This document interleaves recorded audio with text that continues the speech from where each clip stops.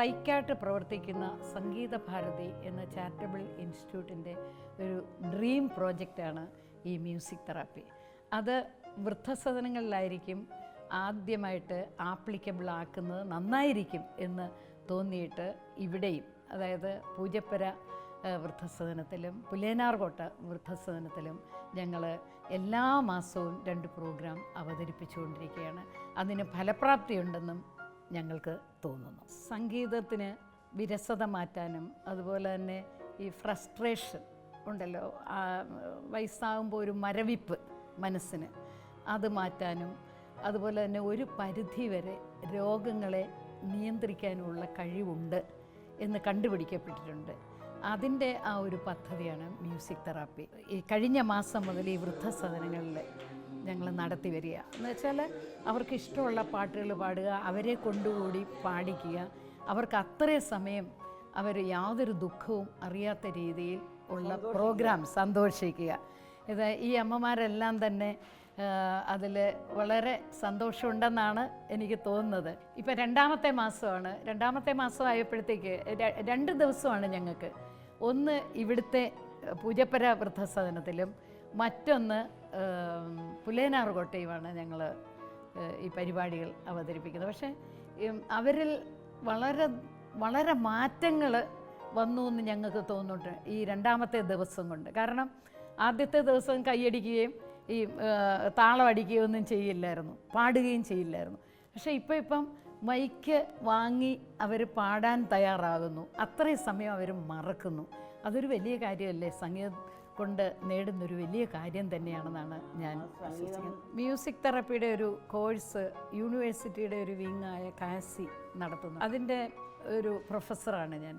അപ്പോൾ എനിക്ക് പല പ്രോജക്റ്റുകൾ ചെയ്തപ്പോൾ ഇത് സംഗീതം ഇതിനെല്ലാം ഉതകുന്ന ഒരു ഉപാധിയാണെന്ന് എനിക്ക് കാണുവാൻ കഴിഞ്ഞു. BPക്കാണെങ്കിലും അൾസിമേഴ്സിനാണെങ്കിലും എല്ലാം ഈ ബാല്യകാല സ്മരണകൾ കൊണ്ടുവരുവാൻ സംഗീതത്തിന് വളരെയേറെ കഴിവുണ്ട്. ഒരിക്കൽ മാനസിക ആരോഗ്യ കേന്ദ്രത്തിൽ, പേരൂർക്കട ഉള്ള സ്ഥാപനം, അവിടെ ഞാൻ കുറച്ച് പ്രോഗ്രാംസ് അവതരിപ്പിക്കാനായിട്ട് പോയി. അപ്പോൾ അന്ന് കുറച്ച് മൈൽഡായിട്ടുള്ള ആൾക്കാരെയാണ് എൻ്റെ മുന്നിൽ കണ്ടത്. അപ്പോൾ എന്ത് പാടിയിട്ടും അവർക്ക് യാതൊരു പ്രതികരണവും ഇല്ലായിരുന്നു, ഇങ്ങനെ കല്ല് പോലെ ഇരിക്കുകയാണ്. പക്ഷേ ഇതില്ലേ, കൃഷ്ണ കൃഷ്ണ മുകുന്ദ ജനാർദ്ദന, ഇന്നലെയോളം എന്തെന്നറിഞ്ഞില്ല ഇനി നാളെയും എന്തെന്നറിഞ്ഞില്ല എന്ന പൂന്താനത്തിൻ്റെ വിശ്വപ്രസിദ്ധമായ കവിത.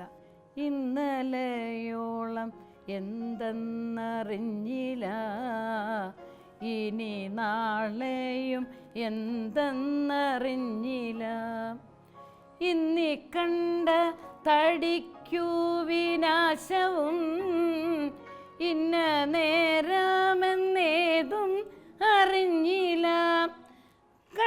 കണ്ടങ്ങിരിക്കും ജനങ്ങളെ കണ്ടില്ലെന്നു വരുത്തുന്നതും ഭവാൻ.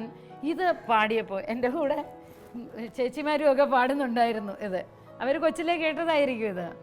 അപ്പോൾ ഈ കവിത പാടിയപ്പോൾ മിണ്ടാണ്ടിരുന്ന ഒരാൾ ചാടി എണ്ണിട്ടിട്ട് പറഞ്ഞു, ഇത് ഞാൻ എൻ്റെ കൊച്ചുനാളിൽ പാടിയിട്ടുണ്ട് ഈ പാട്ട്, നിങ്ങൾക്കറിയാമോ ഇത് ആരാണ് എഴുതിയതെന്ന്? ഇത് പൂന്താനമാണ് എഴുതിയത്, എനിക്ക് മൈക്ക് വേണം മാഡം, എനിക്ക് പാടണം എന്ന് പറഞ്ഞ് മൈക്ക് വാങ്ങിച്ച് ഈ കവിത മുഴുവൻ അവർ ആ ആള് പാടി.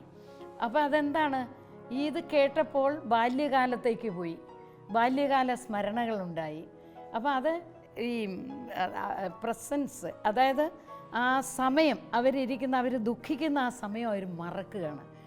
പകരം അവരുടെ മനസ്സിലേക്ക് ആനന്ദം വരികയാണ്. അപ്പോൾ അതുതന്നെയാണ് മ്യൂസിക് തെറാപ്പിയുടെ ഒരു എയിം.